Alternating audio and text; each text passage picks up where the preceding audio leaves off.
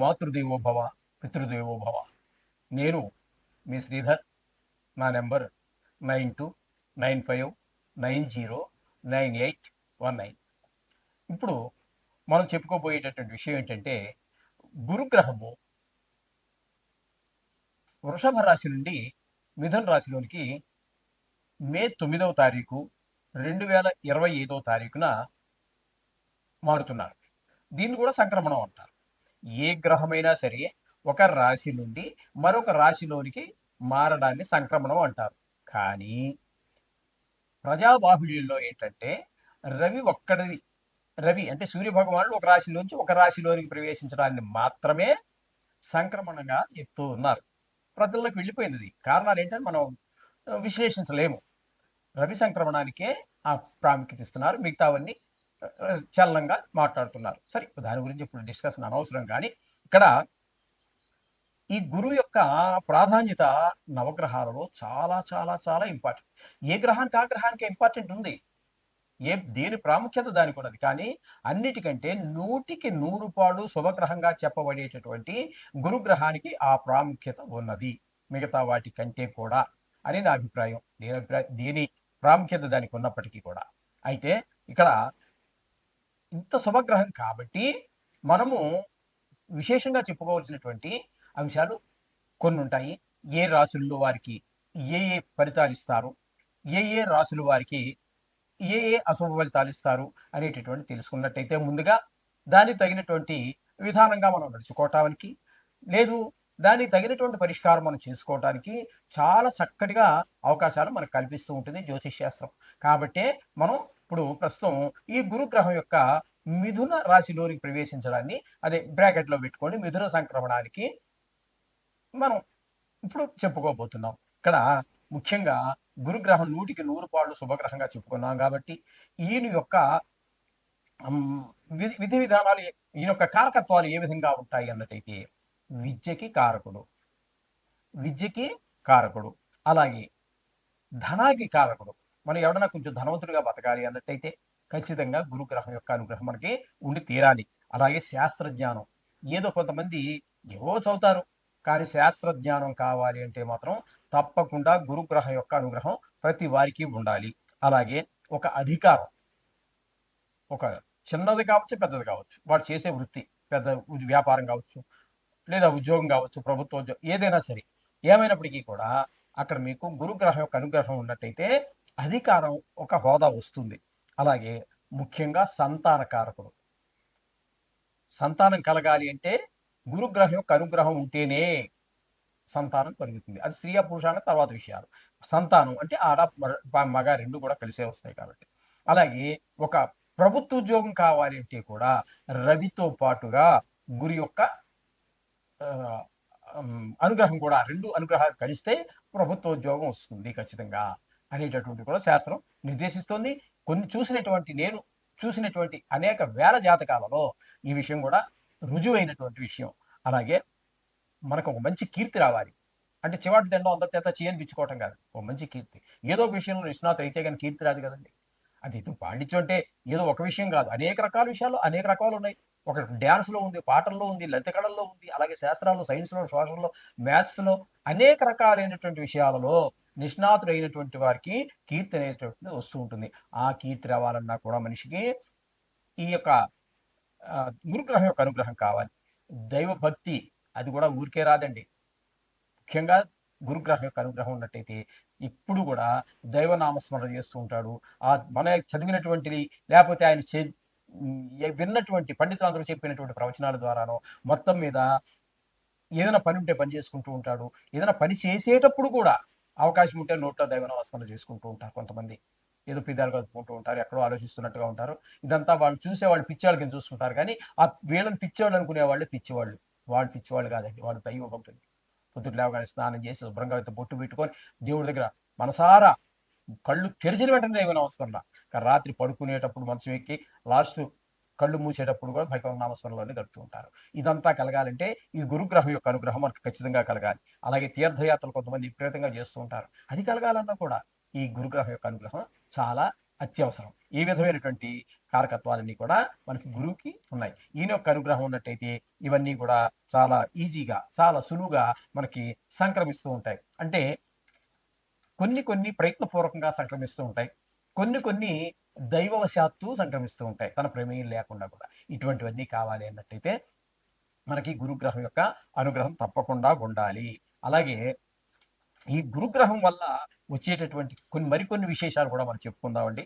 ఏంటంటే గురుగ్రహం లగ్నంలో గనక ఉన్నట్టయితే రాశి చక్రంలో మిగతా చక్రాలు కాదండి, రాశి చక్రంలో లగ్నంలో గనక ఉన్నట్టయితే అది ఇంకా ఆయన స్వస్థానం అయినట్టయితే మరీ చెప్పాల్సిన పని లేదు. లేకపోతే ఆయనకు ఉచ్చస్థానం అయితే చెప్పాల్సినటువంటి పని లేదు. ఆయన స్వస్థానాలు ఏంటి? ధనస్సు ఒకటి, మీనం ఒకటి, కర్కాటకం, ఉచ్చ. కాబట్టి ఈ స్థానాల్లో గనక అవి లగ్నమయ్యుండి అందులో గనక గురువు ఉన్నట్టయితే 1,00,000 పాపాలు పరిష్కారం అన్నారు. దానికి కారణాలు చాలా ఉన్నాయి అనుకోండి, అది సరే విషయం. ఈ విధంగా లగ్నంలో గురువు ఉంటే 1,00,000 పాపాలు పరిష్కారం. గురువు వల్ల పంచమహాపురుష యోగాలని ఉంటాయి. అవి రవి రవి రవిచంద్రుల వల్ల ఏర్పడవండి. కుజ, బుధ, గురు, శుక్ర, శని 7 గ్రహాల వల్లే. రాహుకేతుల వల్ల ఛాయాగ్రహం కాబట్టి వాటి వల్ల కూడా ఏర్పడవు. రవిచంద్రుల వల్ల కూడా ఈ పంచమహాపురుష యాగాలు ఏర్పడవు. ఉన్నవి నవగ్రహాలే కదండి. రవిని చంద్రుని ఈ పక్కన పెట్టండి, రాహుని కేతుని పక్కన పెట్టండి. ఈ 9లో ఈ రెండు 4 పోతే ఉన్నవి 5 గ్రహాలు: కుజ, బుధ, గురు, శుక్ర, శని. ఈ 5 వల్ల వీటి వల్ల పంచమహాపురుష యోగాలు ఏర్పడుతూ ఉంటాయి. అటువంటిది ఈ గురువు వల్ల ఏర్పడేటటువంటిది హంస యోగము అంటారు.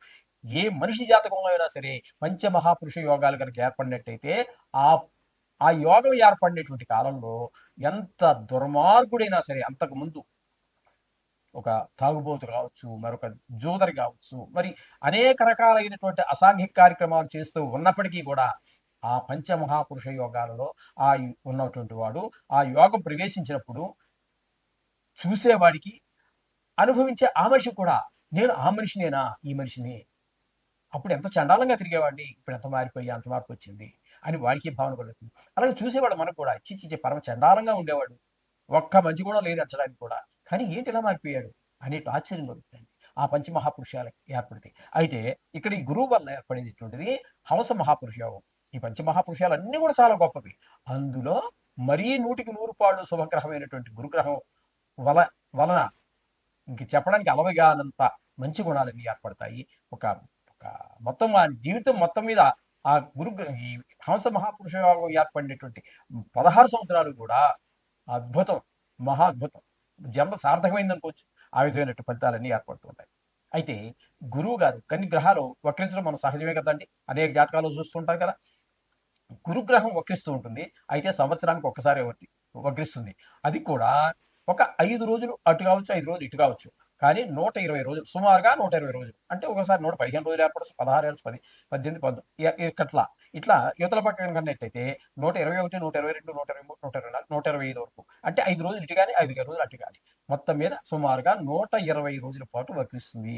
ఆ వక్రించినటువంటి రోజుల్లో మాత్రం కొంచెం భిన్నమైనటువంటి ఫలితాలు ఏర్పడుతూ ఉంటాయి. అది అంత శుభ ఫలితాలను ఇవ్వజాలదు. సహజత్వం కోల్పోయింది కాబట్టి. గురువు మామూలుగా చెప్పాలంటే ఆయన ఆకాశతత్వానికి సంబంధించినటువంటి వాడు. సరే, ఇక కారకత్వాలు మనం చెప్పుకున్న సంతానానికి, ధనానికి, బుద్ధికి, మంచికి అన్నిటికీ కూడా కారకత్వాలన్నీ ఉన్నటువంటి మహాపురుషుడు, గొప్ప గ్రహం గురుగ్రహం. ఆ గురుగ్రహం ఇప్పుడు వృషభ రాశి నుంచి మిథున రాశిలోకి మారుతుంది. అది ఇప్పుడు 9వ తారీఖు మే నెల 2025 సంవత్సరాలు. ఇప్పుడు ఇది మనం గురుగ్రహం గురించి మనం ముందుగా విశ్లేషించుకునేటువంటి విశ్లేషణ పూర్తయింది. ఇప్పుడు ద్వాదశ రాశుల వారికి ఏ విధమైనటువంటి ఫలితాలను ఆ గురువు బృహస్పతి వారు ఏ విధమైన ఫలితాన్ని ప్రసాదించబోతున్నారు అనేటటువంటిది సశాస్త్రీయ పద్ధతిలో మనం విశ్లేషించుకుందాం. దీనికి నా కల్పితాలు కానీ, లేకపోతే మరేదో దీన్ని ఏదో చేసేసి నా కవిత్వం కానీ, నా కల్పితాలు కానీ ఏమీ ఉండవండి. శాస్త్రం ఎంతవరకు చెప్పిందో అంతవరకు చెప్పడం జరుగుతుంది. అలాగే కొన్ని గ్రహాలు కొన్ని రాసుల వారికి దుష్ఫలితాలు చూపించవచ్చు. అంత మాత్రాన్ని ఏదో అయిపోతుందని చెప్పేసి మీరు కంగారు పడక్కర్లేదండి. ఇవి రాశిగతమైన ఫలితాలు మాత్రమే, వ్యక్తిగతమైనటువంటి జాతకం కానే కాదు. అయితే దీని ప్రాముఖ్యత దీనికి ఉన్నది, అది మాత్రం తీసిపారేయద్దండి. అంత ఈజీగా తీసేసే విషయం కాదు ఇది. అందుచేత ఏ రాశి వారికి ఏ విధంగా ఫలితాలు ఇస్తాయనేది ఇప్పుడు చెప్పుకోబోతున్నాం. వృశ్చిక రాశి వారికి 9వ తారీఖు మే నెల 2024 నుండి బృహస్పతి వారు వృషభ రాశి నుంచి మిథున రాశిలోకి ప్రవేశిస్తూ ఉన్నారు. అక్కడ ఒక సంవత్సర కాలం పాటు వారు సంచారం చేస్తారు. ఈ సంవత్సర కాలం పాటు ఈ వృశ్చిక రాశి వారికి ఏ విధమైనటువంటి ఫలితాలు మన గురువు వాడుకలో చెప్తూ ఉంటాము. ఈ బృహస్పతి వారు ఏ విధమైనటువంటి ఫలితాలని ఇవ్వబోతున్నారు అనేది సశాస్త్రీయమైన పద్ధతిలో తీసుకునే ప్రయత్నం చేద్దాము. ఇందులో నా కవిత్వం కానీ, నా పైత్యం కానీ, నా ఆలోచనలు కానీ ఏవి చొప్పించబడవండి. శాస్త్రం ఎంతవరకు చెప్పిందో అంతవరకు మాత్రమే చెప్తాను. ఓకే. ఇప్పుడు అక్కడ వీరు ఇక్కడ మనది తీసుకున్నట్టయితే వృశ్చిక రాశి వారికి అష్టమ స్థానంలో గురు సంచారం జరుగుతున్నది. అంతే కదండి. మరి వృశ్చిక నుంచి మీరు కనుక లెక్క పెట్టుకున్నట్టయితే మిథున రాశి 8వ రాశి అవుతుంది. ఆ రాశి వారికి ఏ విధమైన ఫలితాలు ఇవ్వబోతున్నాడు? చోరాగ్ని నృపభీతిశ్చ గాత్ర గంభీర్యనాశనం నిష్ఠురం సాహసం క్రోధమష్టమస్తే గురౌ భవేత్. అష్టమస్తే 8వ స్థానంలో కనుక గురు సంచారం జరిగినట్టయితే ఏ విధమైన ఫలితాలు? చోర దొంగతనాలు, దొంగల వల్ల భయం. అగ్ని మూలంగా భయం. నృపభీతిచ్చ రాజు వల్ల భీతి. ఇప్పుడు రాజులు లేరు కాబట్టి మనం ప్రభుత్వాన్ని పరిగణలో తీసుకోవాల్సి ఉంటుంది.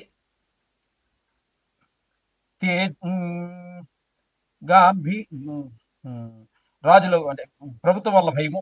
తేజోహీనం అంటే ఒక మనసులో మొహంలో ఒక తేజస్సు అనేది లేకుండా పోతూ ఉంటుంది.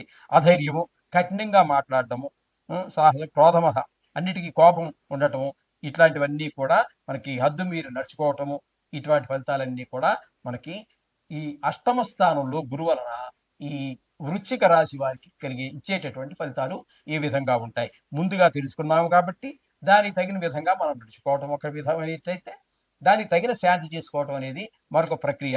ఆ లాభాల గురించే మనం జ్యోతిష్యం చెప్పుకుంటున్నది కూడా. కాబట్టి ఈ విధంగా ఎక్కడైతే క్రోధం వస్తోందనుకున్నారో కోపాన్ని తగ్గించుకోవటము, అలాగే చోరల వల్ల భయం అన్నారు కాబట్టి వాళ్ళకి అంటకుండా వాళ్ళకి దొరకకుండా ఉండే విధానంగా ధనాన్నో బంగారాన్నో దాచుకోవటము, ఇట్లాంటివన్నీ చేసుకుంటూ వెళ్తూ ఉండటంతో పాటుగా మనం ఈ విషయాలు ఏ విషయాల్లో మనకి నష్టం జరగబోతోంది అని చెప్పారో ఆయా విషయాల్లో తగు జాగ్రత్తలతో పాటుగా ఈ గురుగ్రహం యొక్క మంత్రాలు కానీ, బీజాక్షరాలు కానీ, ప్రకాశక మంత్రాలు అంటే వేద మంత్రాలు కానీ, గాయత్రి మంత్రం కానీ ఏది లేదు.